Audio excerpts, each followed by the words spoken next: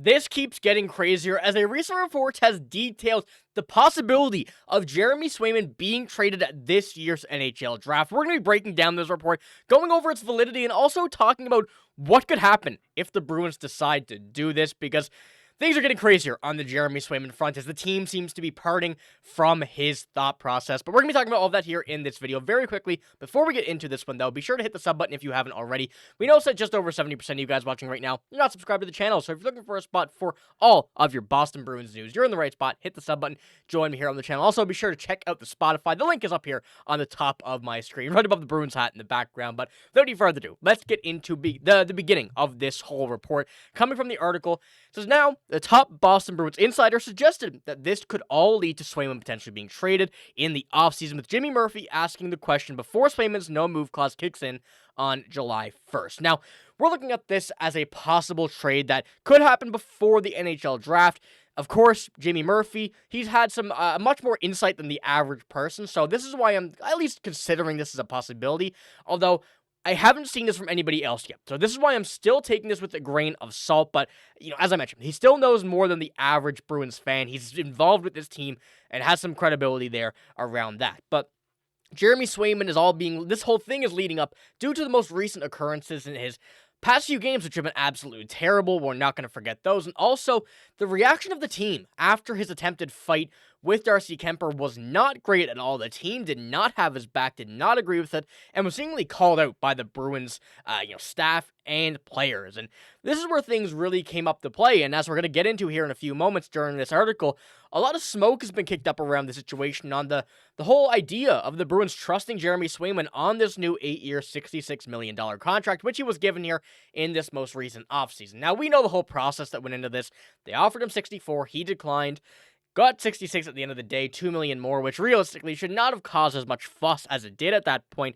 But now we're seeing this contract as something that the Bruins may have made a major mistake on. And I know this is one season. This is his first season as a full-time starter, has already played more games this season than he has in the past couple. So we're keeping this all into play, as well as the team just being injured, the team not really being built to be a playoff team, and Jim Montgomery not being the problem. So we know this year for the Boston Bruins has been one where things have just not gone their way. But as we kind of do get into this, and this is what the article is stating here, it's unclear how many teams out there would be willing to pay his entire salary of Jeremy Swayman, knowing that the $8.25 million goaltender is not performing up to his standards, and given us down here on how he handled negotiations last summer with the deal carrying 8.25 salary cap hit over the next 7 years, beyond 24-25. This all began purely as speculation about Swayman's relationship with the locker room, but there's some smoke, there's usually fire, and if his relationship with his teammates is as bad as some have suggested, and his no-move clause is not kicking in until the draft, moving the number one goaltender for the Bruins as well,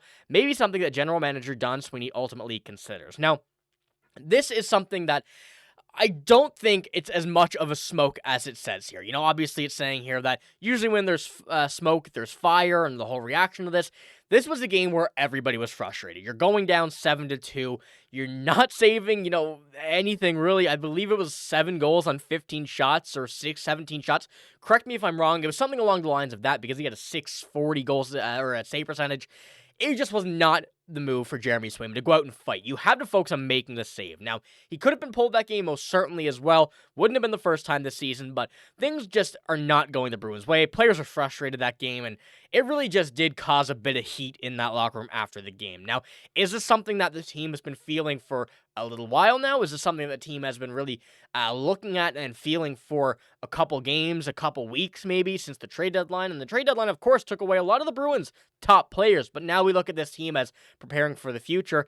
Getting rid of getting rid of Jeremy Swayman, Don Sweeney would certainly be kind of pushing this all back where we are. And I will get into the goaltending depth chart here now in a little bit, because it's not as great as what it may seem, and getting rid of Jeremy Swayman and not getting a goalie in return would be a serious issue for the Boston Bruins, but there is something in me that says something could be considered. Now, as you see the thumbnail, I'm not sure what team I chose to put Swayman in a jersey in, but initially it was the Toronto Maple Leafs, and we're looking at the Maple Leafs as a team, in my mind here at least, that's been looking to poach Bruins players, knowing that the Bruins are selling, and looking at a goalie there, I don't think they would be taking Jeremy Swayman, but looking at Joseph Woll, looking at Anthony Stolarz, I don't see those guys as really starting goalies, and that may just be the bias from being a Bruins fan, but if things are right, if prices are right, I think a lot of teams could be looking at Jeremy Swayman. But ultimately, I have no team in mind right now, especially with all these reports coming out, what John Sweeney is doing.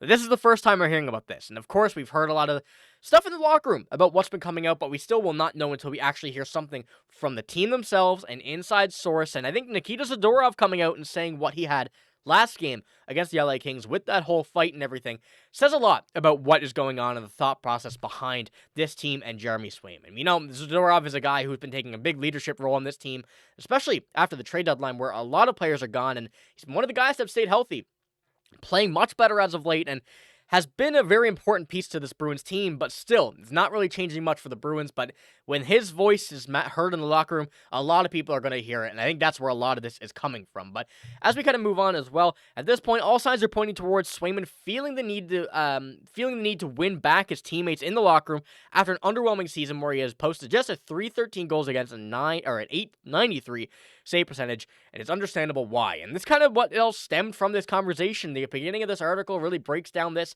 Of course, Jimmy Murphy saying this. Some credibility there, a lot more than just the average person. It's not coming from some random Twitter account, so there is some thought process that's going to be behind this. And of course, when you're looking at these stats here, and as you heard me just then, saying anything below a 900 save percentage is unacceptable, especially an 893 as a starter, as a guy who's making $66 million, over 8 years. It needs to be better, and a lot of thought is going to be going into this offseason here with Jeremy Swayman, and especially where that no-move clause kicks in, what's going to happen from there, and we're going to be in a very busy spot here for the rest of the season and of the offseason to see what happens. But I did want to pull up this as well. We're looking at the $8.25 million contract. That's a contract that is not very easy to move, especially for a goaltender, and where the Bruins are not going to be retaining any salary if by some sense of the imagination a trade has been made. It's going to be very hard for any team to really be able to comfortably acquire him without giving up someone with a lot of salary or trading him to a team that has a lot of cap space. And likely, if that's the case, those teams are not going to be ready to be buying on a big-time goalie like this. So there would be some confusion there. But when you look at his expiring age, he's going to be 33 when this contract expires. The cap's going to be going up a lot over the next few seasons, which realistically makes this contract go down in value, or go up in value, but for the Bruins, it gives them a lot of opportunity to be able to make some more moves later on. But whatever happens, there's going to be some stuff that the Bruins are going to have to think about. There's a lot of business side of things that's going to have to be thought about. And I'm very interested to see, actually, if anything does come back out about this, because we know that things are not looking great for the Bruins in the sense of goaltending if this does continue. And when we look at the depth chart, as I mentioned, I'll pull this up on the big screen here for a better view. Jeremy Swayman, Jonas Korpisalo, the two guys right now, Brandon Bussi and Michael DiPietro. Two of those guys been in the AHL, and Philip Svedbach in Sweden, an unsigned current goalie that we drafted. 2002 born, so younger guy there. Don't know too much about him, but when we're looking at the rest of these goalies, none of these tenders right here can really comfortably, in my mind, go out, start a season, and other than Jeremy Swayman. So that's where things come into confusion. A lot of stuff is going to have to be thought about. I don't think that there is going to be an option to trade Jeremy Swayman. As you see his career stats, they're pretty good.